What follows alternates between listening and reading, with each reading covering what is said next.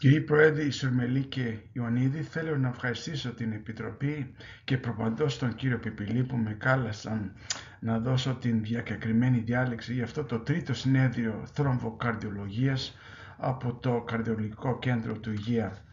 Θα μιλήσω για ένα θέμα που θα έχει αρκετό ενδιαφέρον για τους νοσοκομιακούς γιατρούς, είτε παθολόγους, μέλη της εντατικής ομάδας, χειρουργούς και επεμβατικούς. Θα κάνω τη διάλεξη όπως συνηθίζω στα αγγλικά. The topic for today's discussion is optimizing outcomes in major bleeds and surgeries related to the reversal of direct oral anticoagulants or DOACs. These are my disclosures. And as always, we should begin with a case study. We have an elderly gentleman with multiple medical comorbidities, including a history of atrial fibrillation and coronary artery disease. The patient is on an unknown dose of the DOAC apixaban twice daily, although I suspect he's on a low-dose regimen, and he presents in the emergency department in the morning with right-sided weakness. The last dose of apixaban was the evening before, according to the patient's caregiver. The head CT reveals a left-sided intracranial hemorrhage. Neurosurgery is consulted. How would you manage this patient's apixaban-associated intracranial hemorrhage? Would you give supportive care, various types of prothrombin complex concentrates or PCCs, or the use of a specific reversal agent, namely andexanet alpha? By way of introduction, the direct oral anticoagulants or DOACs provide clear advantages over vitamin K antagonists such as warfarin in the management of patients requiring long-term oral anticoagulant therapy. Unlike warfarin, they have a much more predictable pharmacokinetic profile without the need for routine monitoring and have much fewer drug-drug interactions. However, their biggest advantage is that of a much improved safety profile, with a 50% reduction in the risk of intracranial hemorrhage that translates to a 10% reduction in all-cause mortality. However, major and life-threatening bleeding still occurs with the DOACs, with annualized rates of major bleeding from 1.6 to 3.6% per year, annualized rates of intracranial hemorrhage up to 0.5% per year, and annualized rates of gastrointestinal bleeding up to 2% per year. Also, mortality from critical site bleeds such as intracranial hemorrhage has remained remarkably consistent at 40% within 30 days. And lastly, 1% or more patients on a DOAC will require some type of urgent or emergent surgery with very high both major bleeding and thromboembolic complication rates. Thus, DOAC-specific reversal strategies are needed. Now, perhaps the earliest use of a DOAC reversal strategy was the use of prothrombin complex concentrates, or PCCs, that includes various amounts of factor 2, 7, 9, and 10, as well as heparin and the natural anticoagulants, namely antithrombin, protein C, and S. Now, a 3-factor non-activated PCC have very little factor 7, whereas 4-factor PCCs, which include Kcentra, include various amounts of factor 7. There's also activated 4-factor PCC that includes FIBA. However, it is considered to be more thrombotic than the non-activated forms. The first specific reversal agent that reversed the anticoagulant activity of the direct thrombin inhibitor dabigatran was idurcizumab, as shown in this slide. This was a humanized FAB fragment with high affinity binding over 350-fold specific to dabigatran, and you can see here the dabigatran binding site. It was primarily excreted via renal mechanisms. It had a short half-life, no interaction with other drugs, no intrinsic procoagulant or anticoagulant activity, and it was dosed giving an IV bolus or rapid infusion. Also, early clinical data suggested immediate, complete, and sustained reversal of dabigatran anticoagulation. The second reversal agent that reversed DOAC-specific activity was andexanet alpha, shown here. This was a factor 10A decoy in which the serine domain was substituted with alanine, as we can see here schematically. Also, the compound was missing a gamma-carboxyglutamic acid binding site, so it could not assemble with activated factor 5 on the platelet surface, and that thus had no 10AA activity. It was dose giving an intravenous bolus followed by an infusion. So that in 2025, we have various hemostatic therapy options for critical site bleeds, including intracranial hemorrhage. For factor Xa inhibitors, we have the specific reversal agent andexanet alpha, which is given using either a low or high dose regimen with an initial intravenous bolus followed by a 2-hour continuous intravenous infusion. For direct thrombin inhibitors, as mentioned, such as dabigatran, we have the specific reversal agent idurcizumab, which is given in 2.5 gram intravenous boluses and can be repeated if needed. If these agents are not available, then the use of PCCs can be thought, but their use is off-label and, as we'll see, has unproven efficacy. Also, one can choose to use activated charcoal if the DOAC is ingested within 1 to 2 hours.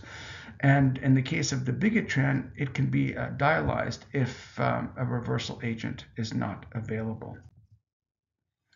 Now, recently, my research team published a state-of-the-art evidence review in the setting of the reversal of both DOACs for critical bleeding or urgent procedures, where we reviewed and synthesized the literature, the quality of evidence, and came up with recommendations.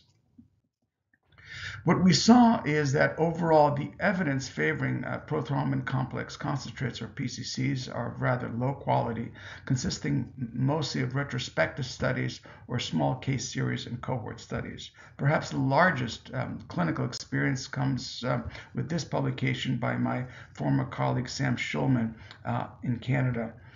This study was looking at outcomes of both management of major bleeding as well as urgent invasive procedures in patients on apixaban or rivaroxaban using a PCC at a median dose of 25 international units per kilogram. Most of the bleeds were intracranial hemorrhage or GI bleeds, and most of the invasive procedures consisted of craniotomies or various endoscopic procedures. Although hemostatic efficacy, as judged by the investigative team, was adequate in about 68 to 72% of the cases, overall mortality was quite high. 1 in 3 patients ultimately expired during their hospitalization. Perhaps the first high-quality study for DOAC reversal was the REVERSE-AD study looking at dabigatran reversal. This was a large study in the field. Over 500 dabigatran-treated patients were assessed and placed into 2 groups. Those receiving idurcizumab at the usual 5-gram IV dose for uncontrolled bleeding, which consisted of about 300 patients, and the second group of patients in which idurcizumab was given in the setting of emergent surgeries or procedures. The primary outcomes consisted of hemostasis, the activated partial thromboplastin time, which is of course a global coagulation assay, which indirectly assessed dabigatran's anticoagulant effects, and the presence of active dabigatran drug levels. And as we can see in the 2 bottom graphs, with respect to unbound dabigatran, after the end of the intravenous bolus, there was a rapid and sustained reduction of unbound dabigatran activity, over a 95% reduction that was sustained over a 24-hour period. Indeed, on the right graph in both groups, we also saw a rapid and sustained decrease of dabigatran activity, as evidenced by the activated partial thromboplastin time, again a 95% or so reduction of the APTT that occurred immediately after the infusion, after the bolus, and was sustained for 24 hours. Hemostasis was judged adequate by the treating investigators in about 68% of patients within 24 hours, and the median time to hemostasis in the non-intracranial hemorrhage group was 2.5 hours. The second quite large and quite well-designed study in this field was the ANNEXA-4 study, which looked at adult patients who had acute major bleeding and who had received a factor Xa inhibitor, mostly apixaban and rivaroxaban, but also including edoxaban within the previous 18 hours that were reversed with andexanet alpha. Again, andexanet alpha was given in the usual intravenous bolus followed by the 2-hour intravenous infusion. Efficacy and safety assessments were done at the 12-hour mark and for various intervals between, as well as a 30-day safety follow-up. There were two co-primary efficacy endpoints: the percentage change in anti-factor Xa activity from baseline to nadir, and a judgment of excellent or good hemostatic efficacy 12 hours after andexanet alpha treatment, as judged by the treating investigators. Other clinical endpoints included death, thrombotic events, and development of antibodies to andexanet alpha or factor Xa within the 30-day period. The primary outcomes of this study was seen here in 479 patients. As we can see on the left, there was a rapid reduction, over 95% reduction in anti-factor Xa activity after the end of the bolus and end of infusion, both for apixaban and rivaroxaban. This was sustained until the end of infusion at approximately 4 hours, after which anti-Xa activity slowly increased based on pharmacokinetic clearance principles of the two drugs. There was a less robust reduction of anti-factor Xa activity in the setting of edoxaban, a nearly 70% reduction, and also some activity noted for enoxaparin.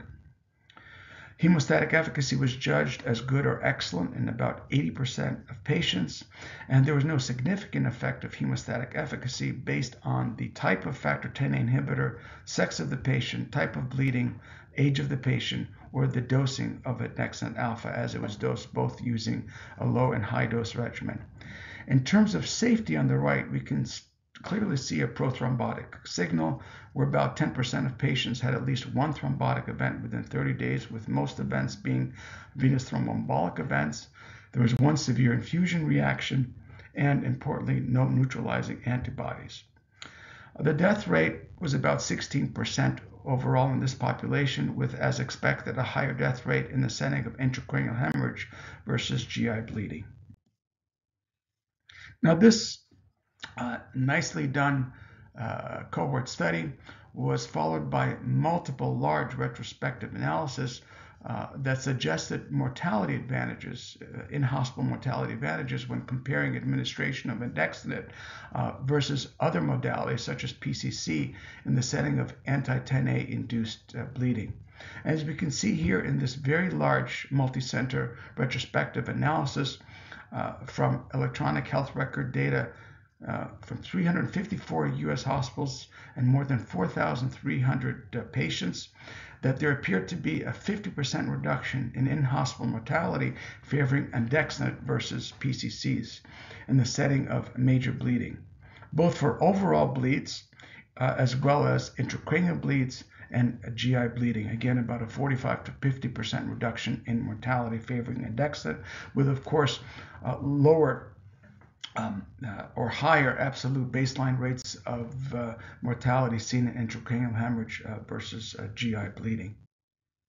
Now, it is for these reasons that most international guidelines on DOAC reversal in the setting of major or critical site bleeding, including intracranial hemorrhage, and these included the European Stroke Organization guidelines of 2019, the American Heart American Stroke Association guidelines of 2022, and the American College of Emergency Physician guidelines in 2020 that I was privileged enough to be a part of, all stated that specific reversal agents, including idurcizumab for dabigatran or andexanet alpha in the setting of anti-factor Xa DOACs such as rivaroxaban and apixaban, should be considered as first-line or first-tier therapy.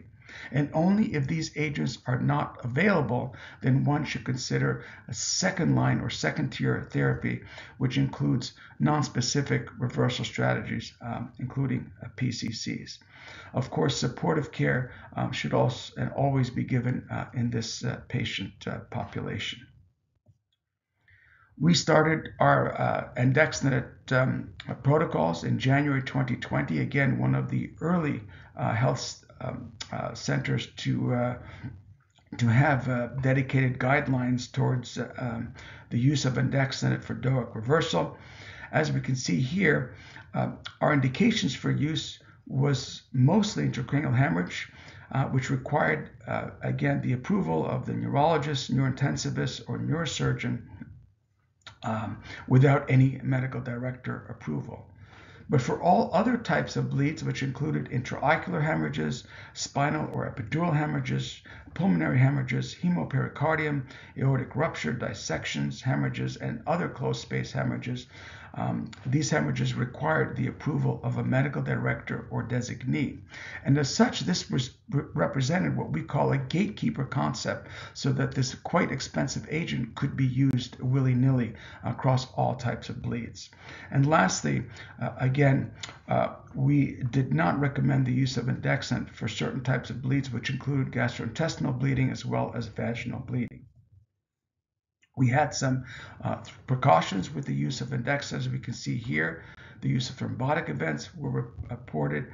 Anti-factor Xa activity could be re-elevated after the infusion, and also the information that andexanet has been reported to interfere with indirect anti-Xa inhibitors such as unfractionated heparin. And also, we recommended reinitiation of antithrombotic therapy as soon as medically appropriate.